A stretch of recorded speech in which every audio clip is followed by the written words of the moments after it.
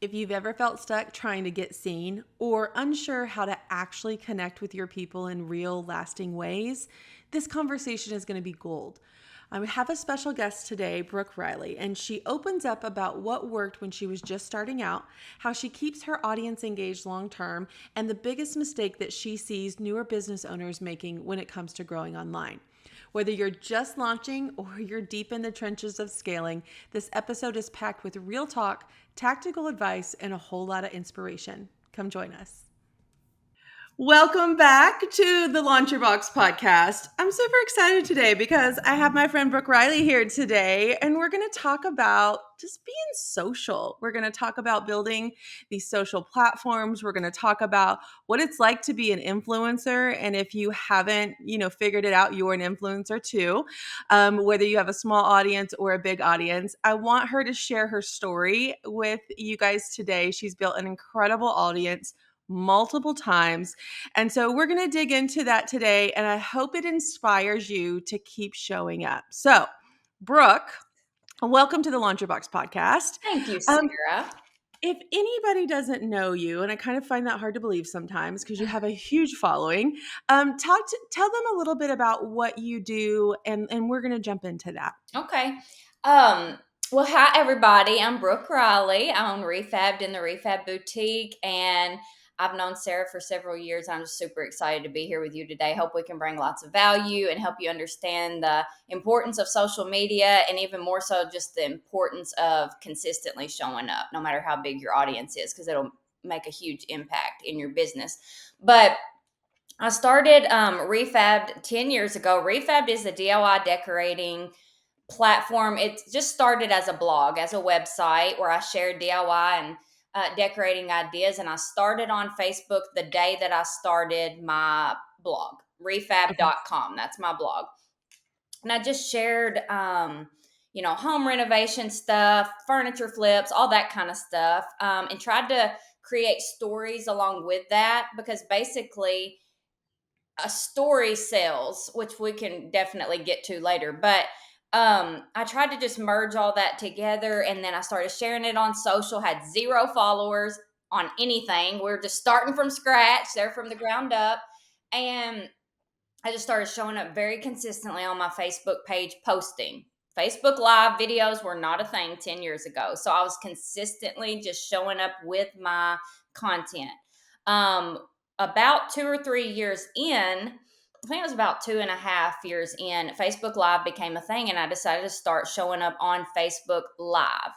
And so that's where it kind of weaves into when the boutique got started. So I just want to Okay. share it in Let me this direct. Let me pause you there because I want them to understand like the what and the why. So Yes, you started the Refabbed blog, and that was your goal. You were going to be a blogger. You yes, were making money off of hits from your blog, and you were very successful at it.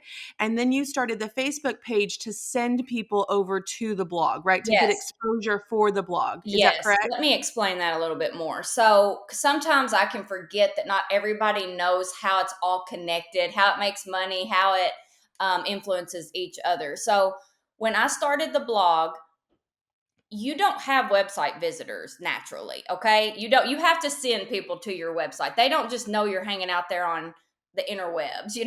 And so I had no way to do that. I had no influence anywhere unless I was telling you, like, Sarah, I just wrote a new blog post, go check it out, and then I get one blog view from you. Yeah. um And that's the same with sales too. We build exactly. we build a website with our products, but nobody's out there looking for us Nobody unless they knows know we're we're there. there. Yeah. Yes. So I started the Facebook page on the same day because I was trying to grow the two together so that I could grow an audience on Facebook to send people. The whole point was to send people to my website because that's how I made money. That's how I was going to make money. I was making zero at first, obviously. And so as my page grew and I started sending people to my blog, it started growing, and they were kind of going, hand in hand. And then I saw the value when Facebook Lives started becoming a thing. I was like, you know what? It's great to have all this written content and have links and send them there. But what if I could have even more of a personal relationship with this audience that I was starting to grow, because it was taking off. It was slow. I'm not gonna act like bam, I just hit it big like immediately. It was slow and consistent and steady. So I started going live, and I was like, what can I go live about? Well, whatever. People just want to connect. I already knew that even before I started, but I was a nervous wreck. I want to make that very clear, because I already know the hesitancies of some of the people watching will be like, well, I'm not doing that. She lost me there when she started talking about video. I don't want to go live. But what you have to understand in what we're going to talk about a lot today is, first of all, you got to do hard things. You got to do it scared. You got to get over it. It doesn't matter how scared you are. I don't mean to sound whatever kind of way, but it gets easier each time. And so I was very scared, but I knew that there was something about this that could really impact my business and help me make a difference and help me connect in a way that I wasn't able to connect through written form, where they didn't see my face. Yeah. So I started making bows and doing random stuff, whatever it is I thought I could do on a live video that would kind of bring my audience in. And I started doing that, got easier and easier, and my audience just started growing, and the engagement was going through the roof, and people were connecting in real ways, and they were starting to feel like they knew me, and I was starting to feel like I knew them. I was noticing their name. I'd be like, Sarah, it's good to have you back, and people were starting to recognize me in town, and I'm like feeling like a rock star. Not really. That was really awkward because I'm an introvert. But I was like, okay, there's something to this. Like, this is a really cool thing, and this can be really leveraged. And I will tell you, like I said, the whole point was the blog, driving traffic to the blog. So what I saw as I was growing that audience in my live video, even though I wasn't sending them to a blog through my live video, I was just connecting. What was happening was they were starting to read into more about who I am, starting to get to know me better, starting to understand that I had a business. And then they were engaging so much with me that it became a personal relationship. And when I would post about my blog, they were so engaged with my page. They saw the content because the algorithm was pushing it to them. Next thing I know, my blog views are just skyrocketing, and my money was going higher. And I'm like, yes, that's what I'm talking about. That's why I'm doing Yeah. this.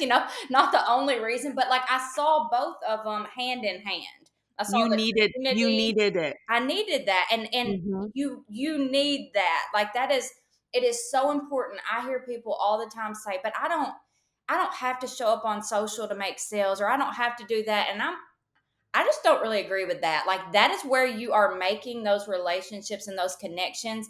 And as we all know, people buy from those they know, like, and trust. And that's how you're building that up the most with them, is through your social channels. We're a social world. I want to deconstruct this Let's for my product audience here, because what you just said was so powerful, because you weren't showing up selling anything. You were showing up serving them, Mhm. showing them how to make a bow, showing them a special paint finish, showing them a project, a craft project. You were just showing up and connecting with them. And I think we miss that point when we're so product-based, business focused. And so for my audience here that's building their subscription box business, how can you just show up and be you? How can you attract the audience that would buy the subscription box without selling all the time? Yes. And that's exactly what Brooke did. She just built an audience to hang out with her. And that in turn changed into the views on her blog, which was monetized. And that's how she was making money at that time. Then what happens next, Brooke? Because this is pretty incredible. As you're showing up, you're writing the blogs, and you were writing what, two a week or one a week? Probably Um, two, a couple a week. Nothing extraordinary, but enough to stay really consistent and get really good page views that made enough money to keep going, for sure. so Um, you're writing the blogs, which takes a lot of images and pictures, and in the meantime, you're showing up on social media regularly, and you're doing projects around the house, you're showing them DIY stuff, you're just hanging out and chatting with you. And then what starts to happen? So what starts to happen in the meantime, as I'm showing up with no intentions of anything except just to show up and be like, hey, this is what I'm up to today. People started asking questions. where did you get those earrings? Where did you get that shirt? Where did you get that necklace? They started asking all these questions about me and what I was wearing and how I was showing up, like physically. And I'm like, I got it, so and so, so and so. I didn't have anywhere to push them. I could throw them an affiliate link and get a couple percent. And I would do that when I could, if I could give them something. But I was like, they really care about this stuff. They're asking me a lot of questions about this, and they genuinely wanted what I had on.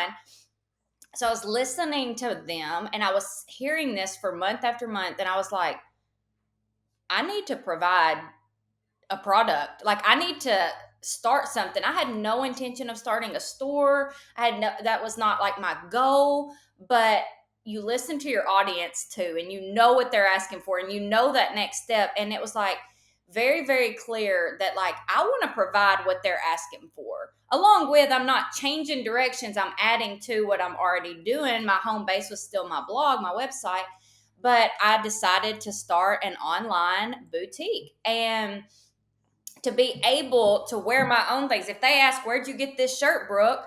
Well, here, let me tell you, it came from the Re-Fabbed boutique, and here's a link to that. And by the way, everything I have on is from the Re-Fabbed boutique, just shameless plug.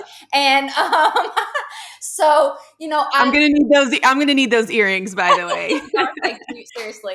So, I started that, and that's a process and all the things, but that's exactly how it came about, is people asking, not because that was even what I had planned, but me showing up and connecting to them, they were connecting to me in other ways too. And it just started opening other doors. And a lot of times that is exactly what's going to happen. And so I started the Re-Fabbed boutique. It's been 7 years. So it was 3 years into my journey. So it just turned 7 years old, and it's grown into a multi-million-dollar boutique, which I'm proud of. But what I'm proud of more is the community we have over there on that boutique.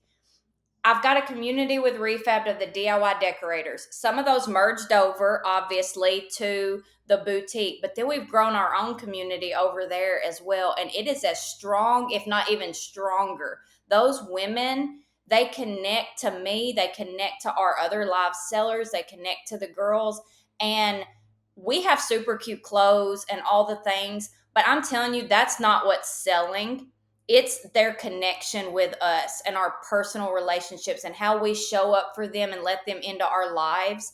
Somebody else could buy this shirt a lot of different places, but they're going to buy it from us because they love us and they support us and they know us and they feel connected to us. And we've created that through showing up very, very, very consistently, and not just consistently, but you mentioned this earlier, authentically, totally ourselves. The other day I was live with no makeup on. I don't do that much. I don't prefer to anyway. And I am a business person. I'm going to show up my best, but I really didn't feel like being live that day. I was tired. I had a lot going on personally, but I love my people and they love me and they wanted to see me. And I thought, you know what? They love me for me. They're going to understand if I'm not wearing makeup today. And I showed up and I still looked nice. I wasn't like, it didn't look totally like death warmed over. I fixed my hair and all that. And I showed up and they were like, what we love about you is you're so real. Like and they bought just as much clothes. It's not about that. And, Right. and that's the only time I've ever went live on the boutique without makeup. But that just showed like that realness, because Yeah. people just crave that authenticity. I don't know, they're tired of the fake, because there's so much fake in this world and everybody's showing up in a way that's not real. You're going to see them out on the road one day and you're going to be like, who was that? They're nothing like what they show up online. But when you can show up as your true authentic self and they feel that connection and that relationship is going to be so strong that they're not going to be able to help but show up for you the way you show up for them. It's just reciprocal. I love that because I think sometimes we get stuck in thinking we have to be perfect and polished and put together, and everything has to be set up the way we want it before we can ever push that button to go live. And I think that's what stops people But if you don't ever do the thing, if you don't ever show up in that way, you're missing a big piece of the puzzle here. And that's building trust with your audience. That's being relatable. And that's something that we have as small business owners that these big brands don't have. You don't see anybody from, Macy's showing up live and selling you clothes. And that's why we're seeing all these big box retailers kind of going out of business, because they're not influencing their audience. They are selling to their audience. And that's the shift that we have to make. We are influencing our audience. We are being authentic. We are building trust with our audience every single time we show up. That's showing up on a post, that's showing up in a live, that's showing up on a reel, that any way that you can. When we were looking, we had a meeting on Wednesday of this week about kind of our social media goals, and as we're plugging away for the second half of the year. And what we were seeing, even on like the coaching side of my business, let alone the framed side of my business, every time there was a personal post, whether that was a static post or a short video, those outperformed anything else. Any nurturing content I was delivering, any selling content I was delivering, that personal issue that I showed up and talked about, or personal win or personal struggle, like it's all those things. We have to let people see that. And that's how they connect with us. And that's how you've built this amazing community. Tell them what your following looks like right now. Right now on Facebook, there's over 900,000. I haven't looked in a month or two, honestly, but there's over 900,000 followers on Facebook right now on my Re-Fabbed page, the main DIY decorating. And then on the Re-Fabbed boutique, we have close to 300,000 on there. So that's a totally separate page. Then of course, on Instagram, TikTok, YouTube, all the other places, and there's several 100,000 across those. And honestly, and this is what's so crazy about that. Like, I didn't set out planning. I had this goal. I wanted to hit a certain follower count, but it just happened because I really believe it's because of everything you said. I showed up in a real way all the time. I showed up when I didn't feel like it. I showed up sometimes when I was sad, and I just shared that with them. I'm going through a struggle right now, and here's what that's looking like for me. And I shared up when something hilarious happened, and I shared it with them.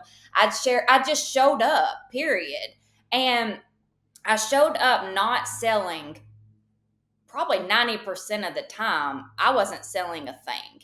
And I do believe that is the key to everything. I've got a subscription box also, by the way. So just to say this, like our boutique, we started our subscription box probably 6 years ago. At 5 or 6, I can't even remember. We've got about 1,100, 1,200 subscribers right now with that. And so I can also speak to that. Like the subscription box itself, we push it sometimes, do launches for it and all that stuff. But like what really even just propelled it and helps it grow is just showing up and then having people naturally start asking about what we offer. And then us always just keeping it in the forefront. You're not really always having to sell it, but they just want what you offer when you're showing up. It just naturally happens. And if your subscription box is what you're offering, that's what they're going to want, because that's a piece of you that helps them feel connected. And it's something that is like a gift to themselves. That's always how we push it. And I know I've heard Sarah say the same thing, and several other people. It's like, this is a gift to them from them, or you can gift it to somebody else. And we always love for people to do that. That's always amazing when they can do that. But they buy a subscription box from somebody that they feel connected with. Like, and that is literally why you buy from anybody. Yes, sometimes you're going to get on Amazon and buy stuff. You don't feel connected to that person because you just need that umbrella phone case that's going to keep your phone from the sun. I did buy that recently from Amazon. I'm going to need a picture of you sitting by the pool with your umbrella phone case. Okay, I'm going to need that. Brandon said, "Did you seriously buy that?" I said it was a need. But that's the difference, right, Brooke? Because you'll probably never go back to that exact shop. You bought it because you found it. And Never. but if you were following that shop and you knew the person that was selling that thing, you would more likely go back over and over again. Yes. And I think that that's what people get stuck with as far as being seen and being visible, like what actually works. And you've said it over and over again. One, being consistent. You showed up all the time when you didn't necessarily want to. And then you showed up and you didn't sell all the time. And Mm-mm. I think if you're just showing up and selling all the time, people are going to stop watching. But if they feel connected to the story, I like to tell a story when I, even on like on the framed page, when I go live, there's always something crazy that's happened to me in the week. Like, I got stuck in Mexico overnight this week. So I had to share my story about what happened and what the airline did and how we were like cattle prodded all over the airport and through customs again. And it's just sharing life because life happens. I share when things don't go the way that I think they're going to go. We have kids. A lot of our audience are moms, so just sharing like my teenager woes of dealing with teenage problems right now or issues like that. Like we experience that, and that's how you get seen. Mm-hmm. And that's how you connect with people. It's not by dancing on TikTok. It's not by doing something gimmicky and going viral. It's by being very consistent and just showing up. And I think that you've done an amazing job with that. And I know that you're also a business coach. And so I want to talk coach to coach with you for just a minute. What mistakes do you see these newer business owners making when it comes to building their audience? Let's talk about that. It's pretty much across the board what I see the majority of the time. It does not matter the business, by the way. It literally is across the board, any business. Oh, it's a couple of things.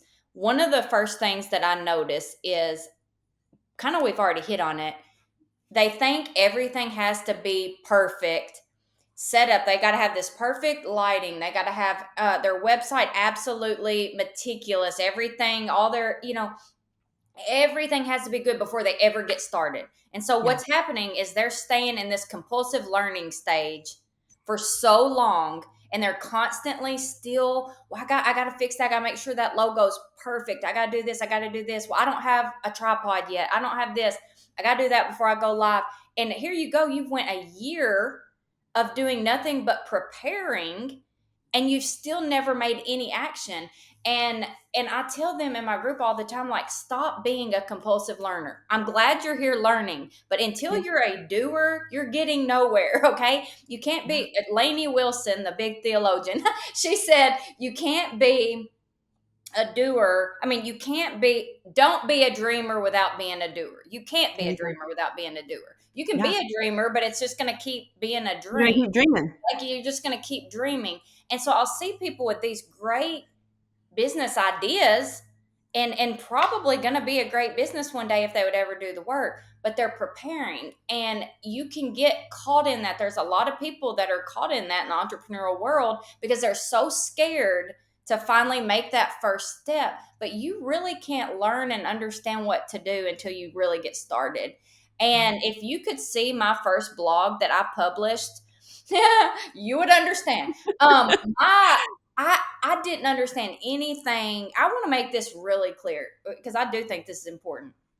I didn't understand anything about websites. I was not technical. I didn't understand what a widget was. I didn't even know how to get the little pin it button on my images so that people could pin it to Pinterest.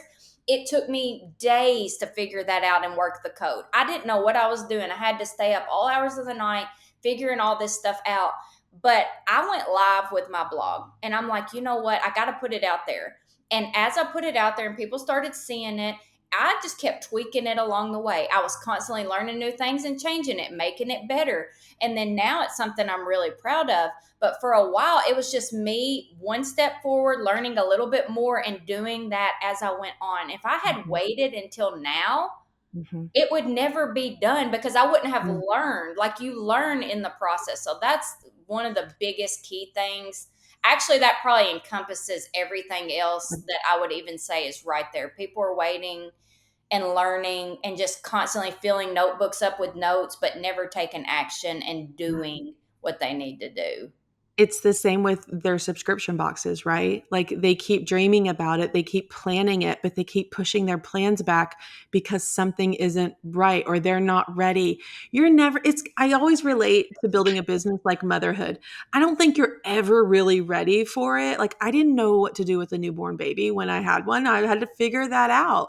Mhm. And I think that that's how business is too. Like it comes and you figure it out. You Yeah. start your business and you figure it out. And that's exactly what you're saying is like, if you would have waited till everything was perfect, you would never got those first few followers. You would have never got your first monetization check for a couple bucks, right? Like you would have never gotten there. And that's what we keep doing. We keep spinning in our heads. We keep feeling like we have to do more before we can ever get started. And that subscription box idea has been sitting on your desk for Mhm. too long. Mhm. And you have to get it out there. And if you've been spinning in your head about social media, you have to love it or you're not going to make it. Like, Mhm. period. Mhm. You have to find something you love about social media. Mhm. And I have just come to really love social media. I love my audience. I love the people that I get to engage with. Do I get weird and negative comments sometimes? Yes. And I just say bless and release. I'm like, bless them. And I release them from my page by blocking them. Yeah. So just Like, bless and release that. mhm. And and so it's just that's what you have to do, but you have to show up. So I'm Mhm. going to challenge everybody listening. This is from Brooke and I right now.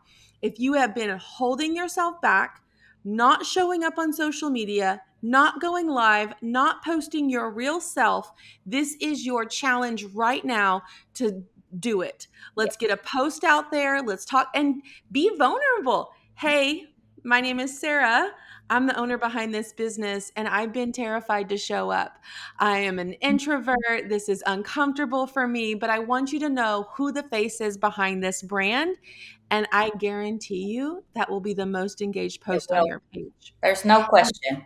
And that's going to give you the courage to start going live. Oh, and by the way, I'm going to do my very first Facebook Live on Thursday. So I would love for you to join me. And then when you go live on Thursday, it's quite possible that no one's going to be there. And I need you to push through that. And then I need you to do it the next Thursday and the next Thursday and the next Thursday. And you know what's going to happen? People are going to start showing up. And it's not going to be your mom and your grandma and your sister. It's going to be people that you don't know. And that's how we build trust. That's how we build consistency. And that's how we finally get seen. You want visibility because you want to sell your stuff. But if you're not doing anything to get visibility, you're going to be paying for it. And I see business owners pay over and over and over again to get visible when they could very easily do it organically. And Yes. then once you build it organically, your paid efforts go so Oh much my gosh. further. Hmm. Yeah, because you've already got that momentum built up organically. So, like you said, it just propels it that much more. I mean, almost all of my, and I will say this is 100% the truth, almost all of my followers reach has happened organically. That doesn't mean I haven't boosted some stuff or ran some ads to things, because 100% I believe in that too. But everything you said, like, it's been just showing up organically. And then sometimes I'll be like, okay, let's propel that even more because that one Yeah. did so well. But if I had just done that on its own, it would have had just very minimal reach compared to what you get organically by just showing up. I mean, that is so, so, so true. Brooke, let's talk about challenges because you and I don't get to this point without having challenges in our business. Talk to me about maybe one of the biggest challenges that you've had along your business journey and how you move through it. Honestly, right. In 10 years, there's been many challenges along the way. I mean, because you're a business owner, but you're also a wife, a mother, living your day to day life, doing all the things like everybody else is. That's not your only hat you're wearing. And so, and as a very driven person, which I know you're the same way, you're very driven, you're ambitious, you've got goals. Like, one of my biggest challenges personally has been, I want to word it in a good way, but honestly, and this is me being very vulnerable, is being battling workaholism. Like, Yeah. That's the truth. And because I care so much and I love it so much, it is my passion. I am truly walking in my passion and purpose combined, which is the most amazing thing you could possibly do in life, is have those two things combined. Like, that is a gift from God, and I'm thankful for that. But because of that, and that's one of my greatest strengths, is that I am so ambitious and I will drive forward and I will be consistent no matter what. But sometimes your greatest strength can also be your biggest weakness. And I've learned that. And I have to find that balance, or I've had to find that balance, where I'm like, okay, this is important. I'm going to show up, I'm going to do this. But then I'm also going to have to lay it down for my mental health. Yeah. And I think that is equally important, because for a while, my mental health started to really suffer. And I was starting to reach a burnout stage that I never thought I could get to, because when you love something so much, you're like, I'll never get burnt out from this. And it's not because you suddenly stop loving it, it's because your body can't handle it anymore, and your mental capacity can't keep up with what you're making it do. And so I reached that a couple years ago, where I was just like, okay, I have to prioritize my mental health. And that was something that's been the biggest struggle for me in business. Probably not what you were expecting to hear, but is knowing that as long as my consistent efforts are there, that does not mean I have to work it 24/7. That can Right. still happen within a time frame that I set and allot to my business, which is extremely important, to time block and say these are my business hours. But then also, when that time is up, my consistent efforts that day will pay off tenfold, and I can rest and I can spend time with those I love and not feel like I am, if I'm doing it right during that time, and I'm scheduling things out, and I've written things and I've shown up, and those replays are still rolling. People are still seeing my posts.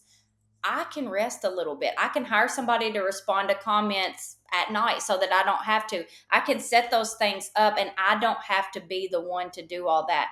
And once I finally got to that point where I was like, okay, I have to have boundaries, everything changed and got even better. Yeah. Because for a while you feel like this is all up to me, and it kind of is at the beginning. You've It got to is. put the pedal to the metal, and I'm not denying that one bit. Like, you've got to be able to grind and hustle. I don't believe in the full hustle culture where you don't ever rest, but I do believe when you are starting something, that is your priority, and you've got to hustle.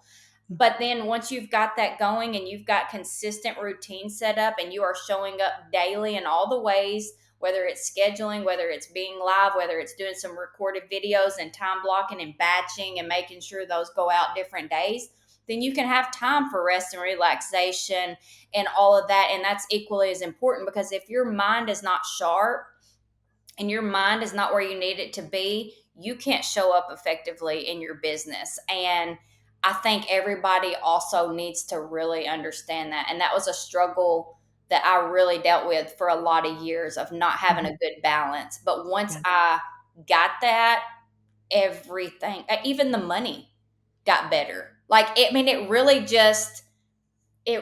makes a huge difference when you're mentally sound in your business, and you Yeah. have to prioritize that too. And too many There's that business owners don't.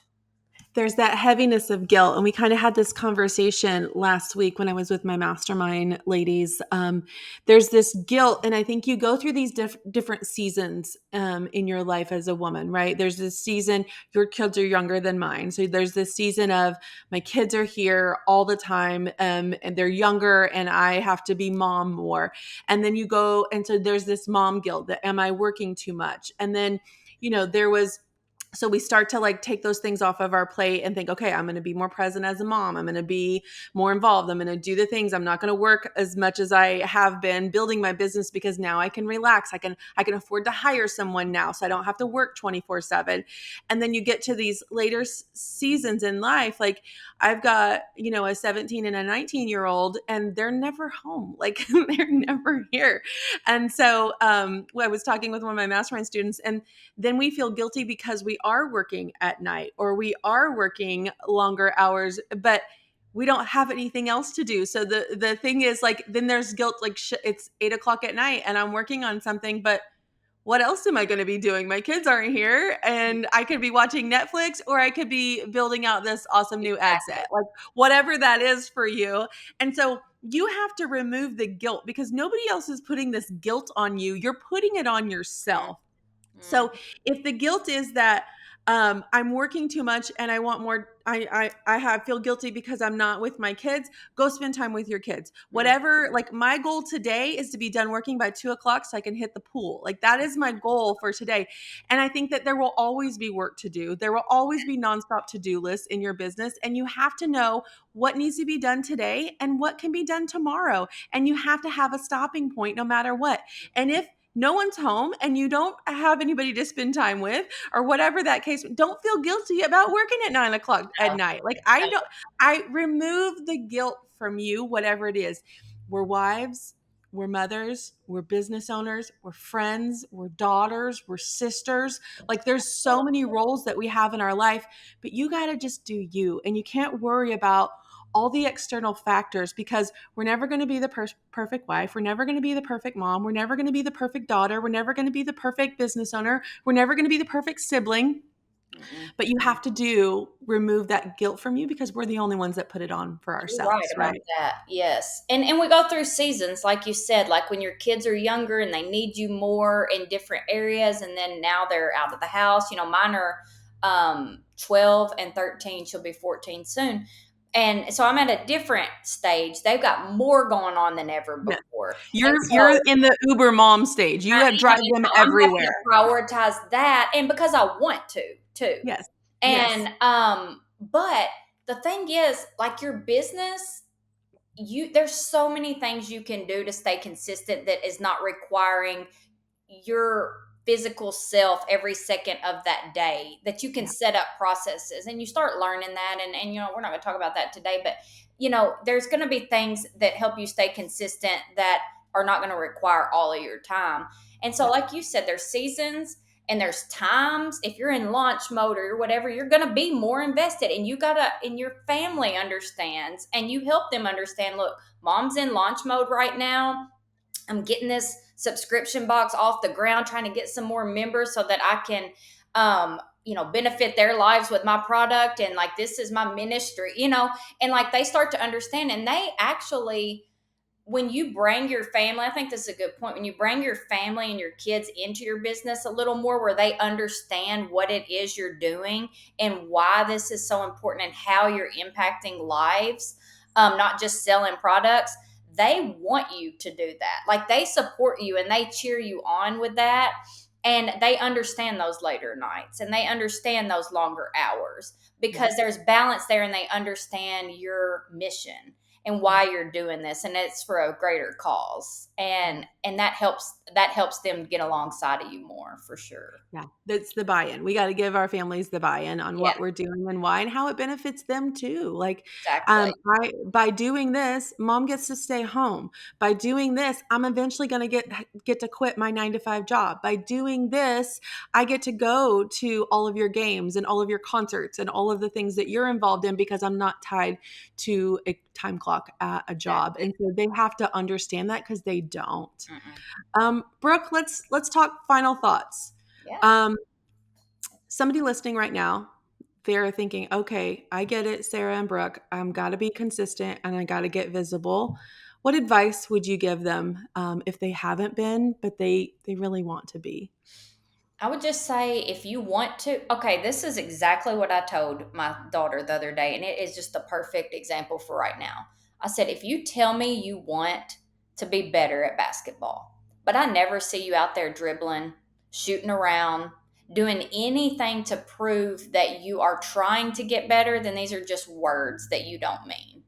Like, you want to be good, but you don't want to do the work to do it. So if you're going to tell me you want to be good at basketball, I need to see you out there shooting free throws. I need to see you walking up and down the driveway dribbling. Like, that proves that you're putting in the work to try to be good at basketball. If you tell me I want to sell my subscription box, I want to get it out there into the world, I want to do this, then there has to be something you're doing to show that that really is what you want, or that's just words. And why are Yeah. you wasting your time or anybody else's time by continuing to talk about it if you're not going to put in the effort to actually make it happen? And I know I'm not a sugar coater, which I know Sarah's not either, but like the thing is, you either want it or you don't. If True. you do want it, then today's the day. I mean, why wait till tomorrow what you can do today? Yeah. Make a point today to say, I'm going to do just like Sarah said earlier. I'm going to introduce myself face to face to the camera to my people and say, hey, I'm Brooke. I'm nervous to be here. This is probably going to be a really awkward live, but I'm showing up because I just want you to see who I am and what I'm about. I love Little Debbie cakes. I drank too much Mountain Dew. Whatever. Like, tell about yourself. Tell the Yep. funny stuff. Tell the weird stuff. That's what they care about anyway. And it can be 5 minutes. Like, it's not this set amount of time you have to be live. You don't have to have a ring light. You don't have to have a tripod. And I never had a ring light. I want to say this because literally it is about getting started where you're at. You either Hmm. want it or you don't, plain and simple. I had a box of pens. It was like this little galvanized box full of pens. I would sit my phone in the middle of it, okay, hoping it didn't fall out. And it did almost every live. And I would sit it in there, and I didn't have a ring light. I was in a single wide mobile home while we were building our house for 3 years. I had fluorescent lighting in my kitchen and a little tiny window that was janky and terrible lighting. And I'd be like, hey, it's Brooke. I'm going to make a bow today, and all this. And I would just start doing it. And then all of a sudden it would go like, and I'm like, oh, I lost you. My phone fell. Hold on. And I'm going like this. And that was my first several lives. And Yep. that is where I grew to 500,000 followers while I was still in that setup. No ring light, no tripod. I could have bought a tripod. I don't know why I never bought a tripod, but I never did. I don't even know why.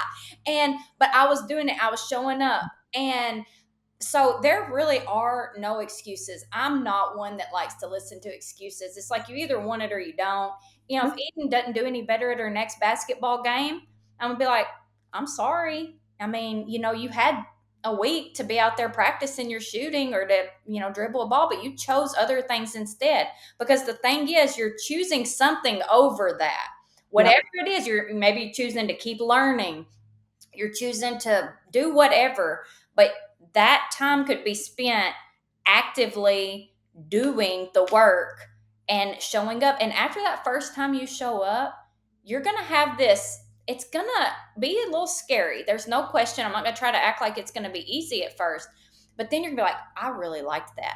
I want to do that again. And then Hmm. maybe you show up a little bit longer, or you come up with a different topic or whatever, and it just slowly starts. And then the next thing you know, it's like second nature, just to pop on and hit that live and then Yep. just start talking. And you're gonna see, I just, there is no doubt. I tell people this all the time in my coaching group. If you would just do what we're saying to do, you will see the results. You If will. you're still sitting there doing nothing and thinking you're going to see the results, that is not going to happen. Yeah. They're not going to find you randomly. You have to put yourself out there and be found and let yourself connect to people. Yep. And you don't have to be an extrovert to do that. Me and Sarah are both introverts. People Very, call that very, introvert. I'm not. very much introverted. Like if you knew us outside of this social media that we are currently on, you would know that we are very reclusive. We are very much homebodies. We want peace and quiet into ourselves, unlike some of our friends who are Yeah. very extroverted. Yes. I have a We lot of are the extroverted friends. That is not me. we are the ones going to bed at 9:30. We don't want to go out and hang out. We will not go to a busy restaurant with like 20 people. Oh, Sounds awful to us. not our jam. Mm-mm. No, we will talk to you in small groups till we fall asleep, but we are not doing the extroverted things. Yep. And that's okay Yep. because Mhm. you sit like right now, we're both sitting in our offices by ourselves, talking one on one to each other. Mhm. And I want you to think about that's how you're going to go live. You're Yes. by yourself in your comfortable place. And I always like to sit down when I'm live because it makes me feel rested. Like I Mhm. feel antsy if I'm standing up. And so, and I just go live. This is your time to take action. Stop talking about it if there's no action behind it. And Brooke, thank you so much for showing up for me today and doing this podcast, because I think it's going to be very powerful for our listeners, maybe ones that have built a box and just haven't been consistent. You can be more consistent, or those still thinking about it. Stop thinking about it and start doing it. Stop giving yourself an excuse of why you can't do this, because you're really consistent at a lot of other things in your life, but you're choosing not to be consistent with this. You can get visible. You can grow an audience that is going to buy from you over and over and over again. Brooke, Absolutely. where can they find you? You can find me on Facebook at Refabbed by Brooke Riley. There is a hyphen in Refabbed. That's the DIY decorating page, or the Refabbed Boutique on Facebook and Instagram and all the other places. So I would And we'll love put to see those, you there. yeah, we'll put those in the show notes so you can find them easily. Brooke, thank you so much for joining me today. We'll Thank be you, back Sarah. next week. Thank Thanks, you. guys.